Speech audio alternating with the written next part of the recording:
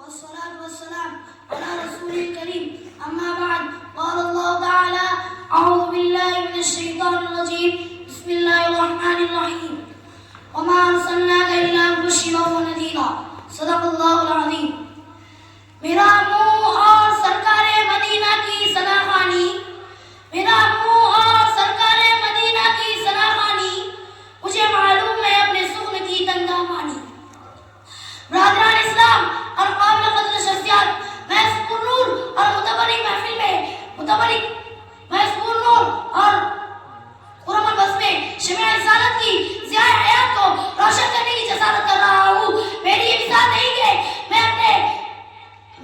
نہیں کہ میں سیرت نبی صلی اللہ علیہ وسلم کا احاطہ کر سکوں, لیکن آپ جیسے عظیم المرتبہ شخصیات کے روبرو سیرت نبی صلی اللہ علیہ وسلم کو موضوع گفتگو بناتا ہوں تاکہ خود کی اصلاح ہو جائے, ورنہ کسی کی کیا مجال سیرت نبی صلی اللہ علیہ وسلم کا احاطہ کر سکے.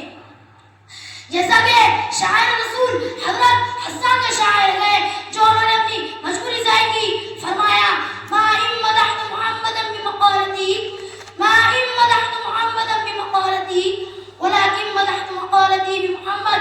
میری مثال نہیں کہ میں اپنے شاعر سے بدعت رسول کا حق ادا کر سکوں. ہاں, میں نے ذکر رسول اللہ صلی اللہ علیہ وسلم سے اپنے شاعر کی ضرور مدح صلاح کی ہے. کسی اردو شاعر نے کہا قلم میرا قصیر زباں میری عاجز, محمد کی عظمت بتاؤ میں کیسے ہے محبوب رب امام الرسل و فضائل مکمل سناؤ میں کیسے.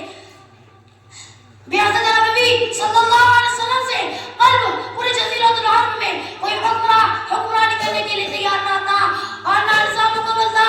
عدالت, انسانیت, عفت و عصمت, صلاح و تقوی زاہد و ورع کا جنازہ نکل چکا تھا.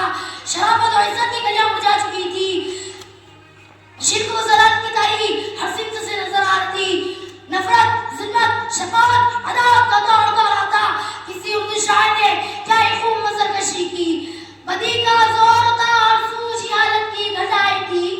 بدی کا زور تھا اور سوچ حالت کی گھٹائے تھی. فساد و ظلم کی چاروں طرف پھیلی ہوائیں تھی.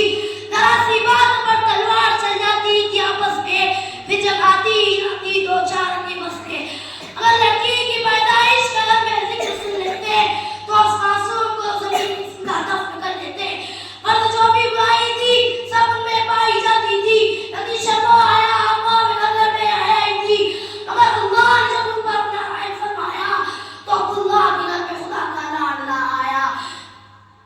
تو اللہ کے گھر میں خدا کا لاڈلا آیا.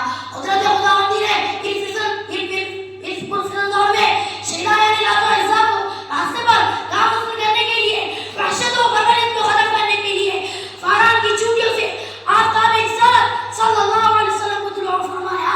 طلوع آفتاب کے وقت آمینہ کے لال عبد المطلب کے نور, عبداللہ کے رخت جگر عبد المطلب کے نور نظر دو شبہ کو اپنے تمام انوار و برکات کے ساتھ تشریف لاتے ہیں. آپ ایسے وقت پیدا ہوئے جس سے لیل و نہار دونوں نے فائدہ حاصل کیا. سبحان اللہ, ایک عجیب ماحول ہے. نوری نور نظر آ رہا ہے. پورے مکہ میں انوار الہی کا نزول ہو رہا ہے. گلزار ہستی میں ایک رونق پیدا ہو گئی.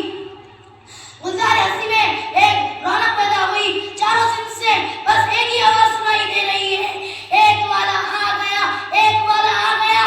وہ آ گئے تو آ گیا دنیا میں انقلاب, وہ آ گئے تو آ گیا دنیا میں انقلاب. اجڑا ہوا چمکتا گلستہ کر گئے. میرے قلب جگر کے ساتھیوں, حضرت آمینہ خود فرماتی ہے میرا نور نظر لگتے جگر اس وقت کلام تو نہیں کہہ سکتا تھا, مگر انگشت دراز سے کچھ اشارہ کر رہا تھا. وہ اشارہ کیا تھا؟ وہ اشارہ اشہد ان لا الہ الا اللہ کا اشارہ تھا. قلب آمینہ میں مسرت و خوشی کی حد نہ رہی. محمد کی ادا کو دیکھا لیکن کچھ غم کے اثرات بھی تھے. فرماتی ہے کاش آج عبداللہ ہوتے تو ایک نور نظر لگتے جگر جو چاند سے بھی زیادہ خوبصورت ہے کھلونا وغیرہ لاتے. غیب سے آواز آئی, اے آمینہ فکر مت کرو, میں اس کا رب ہوں, مربی بھی ہوں, استاد بھی ہوں, سب کچھ اس کا. اگر یہ بچہ کھلونا مانگے تو چاند کو کھلونا منگا دوں گا. اگر یہ بچہ سیر و تفریح کو دل چاہے تو میں معراج میں بلا دوں گا. اگر کوئی شہادت